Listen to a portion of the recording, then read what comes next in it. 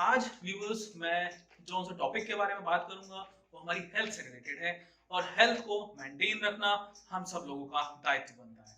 लेकिन उस हेल्थ को कैसे मेंटेन रखें? आप लोगों ने टॉक्सिन्स के बारे में सुना होगा, टॉक्सिन्स जो हमारी बॉडी के अंदर एक्यूमुलेट होते हैं या फिर टॉक्सिन्स जो हमारी बॉडी के अंदर बनते हैं या फिर उन टॉक्सिन्स को निकाला कैसे जाता है। देखिए, एक प्रोसेस होती है जिसका नाम होता है डिटॉक्सिफिकेशन।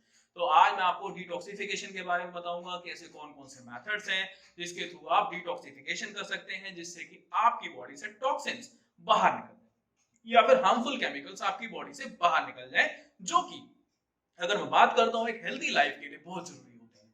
लेकिन उससे पहले आप सब लोगों को इतना जानना जरूरी है कि ऐसे कौन कौन से तरीके हैं जिससे कि हम टॉक्सिन्स को डिटॉक्सिफाई कर सकते हैं, केमिकल्स को बॉडी से बाहर निकाल सकते हैं। उनमें सबसे पहला जो पॉइंट है वो है हमारा अल्कोहल।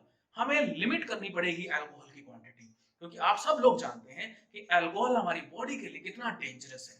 ऑल्दो अल्कोहल के कुछ ऐसे पॉइंट्स भी हैं जो कि हमारे हार्ट के लिए बहुत यूजफुल हैं, but in a certain concentration. हम क्या करते हैं, इवन आपने देखा होगा, हम जब हम कफ सिरप्स पीते हैं, कफ सिरप्स के अंदर भी अल्कोहल रहता है, लेकिन उसकी क्वांटिटी जो कि डिसाइड करती है कि हमें उससे कहीं नुकसान तो नहीं हो रहा, हमारा लीवर तो कहीं डैमेज नहीं हो रहा। ऑल्दो मैं आप लोगों को बताऊं कि हम जब अल्कोहल कंज्यूम करते हैं तो ये लीवर के एंजाइम्स ही मेटाबोलाइज करते हैं, उसको एसिटल्डिहाइड में कन्वर्ट करते हैं, एसिटल्डिहाइड फिर एसीटेट आयंस में कन्वर्ट होता है और वो फिर बॉडी से एलिमिनेट हो जाता है।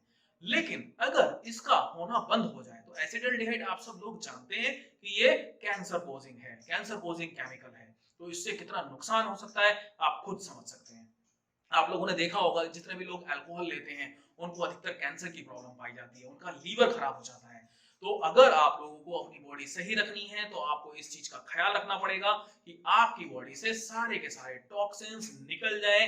उसमें सबसे पहले आप लोगों को लिमिट करनी है अपनी अल्कोहल की क्वांटिटी।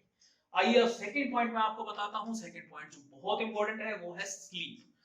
आज के टाइम में शायद हर इंसान इस प्रॉब्लम से पीड़ित है, अच्छी नींद नहीं आ पाती, नींद की गोलियां खानी पड़ती हैं। तो आप लोगों को एक ऐसी हैबिट डेवलप करनी है जिससे कि आपको अच्छी नींद आए। आप दिन में एक्सरसाइज करिए, आप वॉकिंग करिए, आप रनिंग करिए। शरीर को थोड़ा सा तो आपको कष्ट देना पड़ेगा। अगर आप शरीर को अच्छा कष्ट देंगे तो समझ लीजिए आपके लीवर के लिए बहुत अच्छा रहेगा, आपके बॉडी ऑर्गन्स के लिए बहुत अच्छा रहेगा, आपके हार्ट के लिए बहुत अच्छा रहेगा। हार्ट में बड़ा बढ़िया पंपिंग चलती रहेगी, लीवर के एंजाइम्स बढ़िया काम करते रहेंगे। देखिए, एजिंग होती है, आप सब लोग जानते हैं कि एक एज के बाद, लगभग मैं अगर बात करता हूं 35 उम्र के बाद या 40 के बाद या 45 के बाद हमारी एजिंग होनी स्टार्ट हो जाती है और अधिकतर लोग कहने चालू कर देते हैं कि अब ये बूढ़े हो रहे हैं। लेकिन आप लोगों ने देखा है हमारे बूढ़ा जो होना है वो बूढ़ा एक्चुअल में इंटरनल जो फंक्शंस हैं वो ही तो मजबूर कर रहे हैं हमारी स्लो डाउन को। हमारी एक्टिविटीज को स्लो डाउन कौन कर रहा है? हमारे इंटरनल ऑर्गन्स, क्योंकि उनकी फंक्शनैलिटी कम हो रही है, कैपेसिटी कम हो रही है, लीवर के एंजाइम्स की एजिंग हो रही है, मेटाबोलाइज अच्छे तरीके से नहीं कर पा रहा है। हमें क्या करना है? वर्कआउट करना है। वर्कआउट नहीं कर पा रहे हैं क्योंकि टाइम नहीं है। हमें क्या करना है? हमें अपना कुछ ऐसी चीजें कर सकते हैं जिससे इस चीजों की नौबत ही ना आए। अपना डाइट पे कंट्रोल रखिए, शुगर फूड ना लीजिए, इसके अलावा जंक फूड ना लीजिए, प्रोसेस फूड ना लीजिए। तो ये सारी की सारी चीजें मिला के ही आप अपने ऊपर अगर कंट्रोल करेंगे तो ये जो डिटॉक्सिफिकेशन है ये जरूर होगा। और मैं आपको स्लीप के बारे में जो बताना चाह रहा था कि एक अच्छी नींद अपनी बॉडी का रिचार्ज करती है, पूरे बॉडी सिस्टम को रीऑर्गेनाइज करती है और सबसे बेस्ट डिटॉक्सिफिकेशन के लिए रिक्वायर्ड है। और लगभग 7 से 9 घंटे, ये डिफरेंट डिफरेंट साइकिल हो सकती है। जनरली 8 घंटे की नींद जो है, स्लीप जो है प्रिस्क्राइब की जाती है, लेकिन लोगों को नींद की गोलियां खानी पड़ रही हैं। तो आप लोगों को स्टार्टिंग से ही, आज अगर आप मेरी वीडियो सुन रहे हैं तो आज से ही आप लोगों को ये जो हेल्दी हैबिट्स हैं ये आपको स्टार्ट करनी है, जिससे कि आगे जाके आपको कोई भी प्रॉब्लम ना आए।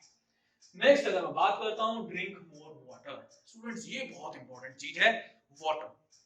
वाटर देखिए, अगर मैं बात करता हूं हमारी बॉडी की सर्विसिंग, अगर मैं मोटे तौर पे बात करूं, हमारी गाड़ी चलती है पेट्रोल से, हमारा बाइक चलती है पेट्रोल से, हमारी बॉडी के लिए तो कुछ चाहिए, कुछ न्यूट्रिएंट्स चाहिए, पानी चाहिए। तो वो सारी चीजें बहुत जरूरी है। हमारी बॉडी के मैक्सिमम टॉक्सिन्स जो एलिमिनेट होते हैं वो हमारे वाटर से हो सकते हैं। वाटर की लेकिन कैपेसिटी, इनटेक कितना होना चाहिए, इनटेक कैपेसिटी कितनी होनी चाहिए, हम ये सोचते ही नहीं है। आमतौर पर अमूमन एक मेल को लगभग 4 लीटर पानी डेली पीना चाहिए, फीमेल को लगभग 3 लीटर पानी डेली पीना चाहिए। लेकिन वो डिपेंड करता है हमारी डाइट के ऊपर, ये इंक्रीज भी हो सकता है। लेकिन इन दिनों सर्दियों की अगर मैं बात करूं तो आप अपने आप से क्वेश्चन पूछ के देखिए कि क्या आप इसमें से शायद 1 लीटर भी पानी डेली पी पा रहे हैं? आपका आंसर होगा नो। देखिए सबसे बड़ा फायदा क्या है कि जब हम पानी पीते हैं तो पानी पीने से, एक्सेस में पानी पीने से, या फिर हमारा जो नॉर्मल शेड्यूल है उसके अकॉर्डिंग जब पानी पीते हैं तो उससे जो एंटी डाययूरेटिक हार्मोन है उसका जो रिलीज है वो रिलीज क्या हो जाता है, कम हो जाता है, जिसकी वजह से हमें फ्रीक्वेंट यूरिनेशन आता है। और यूरिनेशन फ्रीक्वेंट आने से बॉडी से सारे के सारे टॉक्सिन्स एलिमिनेट हो जाते हैं।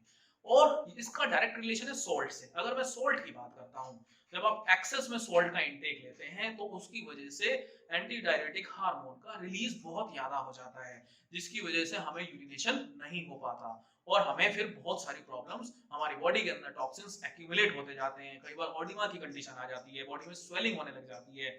आप लोगों ने देखा होगा उस टाइम पे डाययूरेटिक दिए जाते हैं, फिर सारे के सारे टॉक्सिन्स बॉडी से बाहर निकलना चालू हो जाते हैं। नेक्स्ट अगर मैं बात करता हूं हमारा जो शुगर है, शुगर का जो इंटेक है और जो हमारे प्रोसेस फूड्स हैं उसका इंटेक आपको रिड्यूस करना पड़ेगा। हम आज के टाइम में अगर शायद छोटे से छोटा बच्चा ले लो, जंक फूड खाना पसंद कर रहा है, प्रोसेस फूड खाना पसंद कर रहा है, ज्यादा मीठा खाना पसंद कर रहा है, उससे क्या होगा, लीवर फैटी हो जाएगा। और ये जो प्रॉब्लम मैंने आपको ऊपर डिस्कस की थी, जो लीवर के अंदर जो एंजाइम्स है वही वर्क नहीं कर पाएंगे, और जो वो वर्क नहीं कर पाएंगे तो प्रॉब्लम अल्टीमेटली तो हमें ही फेस करनी है। तो अगर उसकी लिमिट होगी, लिमिट में अगर हम रहेंगे तो हमें कोई दिक्कत नहीं आएगी। लेकिन अगर वो हम अनलिमिटेड खाएंगे तो फिर बहुत ज्यादा प्रॉब्लम्स आने वाली हैं, और वो फिर शायद आप डिफेंड भी नहीं कर पाएंगे, अपनी बॉडी का डिफेंस मैकेनिज्म ही टूट जाएगा, जिससे कि आप लोगों को बहुत ज्यादा परेशानी हो जाएगी। नेक्स्ट आते हैं हम एंटीऑक्सीडेंट रिच फूड। अब हमें डाइट कैसे लेनी चाहिए? हमें ऐसी डाइट पे जाना चाहिए जो एंटीऑक्सीडेंट रिच हो। अब एंटीऑक्सीडेंट रिच के लिए हमें ऐसा चुनाव करना पड़ेगा, हमारी बॉडी के अंदर जो फ्री रेडिकल्स बनते हैं वो ही सबसे ज्यादा प्रॉब्लम कॉज करते हैं, जिसकी वजह से हमें रेस्टलेसनेस फील होती है, हमें थकावट फील होती है। तो हमें vitamin A, vitamin C, vitamin E, इसके अलावा लाइकोपीन, ल्यूटीन, जीजैंथीन, ऐसे कुछ फूड अपने बॉडी के, अपने बेसिकली फूड के अंदर इनकॉर्पोरेट करने पड़ेंगे, जिससे कि हमारी बॉडी के अंदर एंटीऑक्सीडेंट्स बढ़ जाएं। और एंटीऑक्सीडेंट की अच्छी वो होगी तो ऑक्सीडेशन नहीं होगा, ब्रेकडाउन नहीं होगा, और हमें कोई भी प्रॉब्लम नहीं आएगी। साथ में हम फ्रूट्स ले सकते हैं, फ्रूट्स अपने फूड के अंदर इनकॉर्पोरेट करिए। साथ में हम बात करते हैं प्रीबायोटिक। प्रीबायोटिक हो, प्रोबायोटिक्स हो, अल्टीमेटली एक ही मकसद है, हमारे गट को सही रखना। आपने देखा होगा, इसके अलावा याकुल्ट आपने नाम सुना होगा, बहुत सारी ऐड आती है टीवी के अंदर, और भी हेल्थ ड्रिंक्स हैं, श्रीखंड है। तो ये सारे के सारे अगर मैं बात करता हूँ, हम प्रोबायोटिक्स भी ले सकते हैं। प्रीबायोटिक हमारी गट की हेल्थ के लिए सही रहते हैं, हमारी इंटेस्टाइन के लिए सही रहते हैं। हमारे जितनी भी फूड है, जितनी भी ड्रग है, उसका एब्जॉर्प्शन कहाँ पे हो रहा है, इंटेस्टाइन में हो रहा है, तो उसका हेल्दी रहना भी बहुत जरूरी है। उसके लिए हमें हेल्दी, उसके लिए क्या चाहिए होंगे, ऐसे माइक्रो ऑर्गेनिज्म चाहिए होंगे जो हमारी गट को अच्छा रख सकें। उसके लिए हमें कुछ ऐसे फूड्स हैं जैसे कि हमारे डेली अगर फूड में टमाटोज, बनाना, अनियन, गार्लिक, ओट्स अगर इनकॉर्पोरेट हो जाएंगे तो फिर वो बहुत बढ़िया रहेगा, हमारा गट भी अच्छा रहेगा। तो ये हम कैसे कर सकते हैं, हम प्रीबायोटिक्स की हेल्प से ले सकते हैं, कर सकते हैं। नेक्स्ट आता है डिक्रीज योर सॉल्ट इनटेक। मैं आपको ये पॉइंट डिस्कस कर चुका हूं कि होता क्या है कि too much salt can cause body to retain excess fluid, जो कि बहुत ज्यादा प्रॉब्लमेटिक है। तो हमें सॉल्ट का इंटेक घटाना है। देखिए सॉल्ट को ज्यादा लेने से भी और ज्यादा भी प्रॉब्लम्स हो रही हैं, जैसे कि ब्लड प्रेशर और ये सारी चीजें। आपने देखा होगा कि अधिकतर ब्लड प्रेशर के पेशेंट को मना किया जाता है, सॉल्ट आपको एक्सेस में नहीं लेना है। और पोटेशियम रिच डाइट जैसे कि potatoes, kidneys, been, banana, Spanish, ये सारे के सारे कुछ एग्जांपल्स हैं जो कि हमारे पोटेशियम रिच डाइट के होते हैं, जो कि हमारे लिए बहुत सही रहते हैं और बेसिकली हमारे जो सोडियम आयंस हैं उसको कंट्रोल में रखते हैं। ये एक इंपॉर्टेंट पॉइंट है, गेट एक्टिव। इसके लिए रेगुलर एक्सरसाइज, सेकंड नंबर पे ब्रिस्क वॉकिंग, थर्ड नंबर पे रनिंग।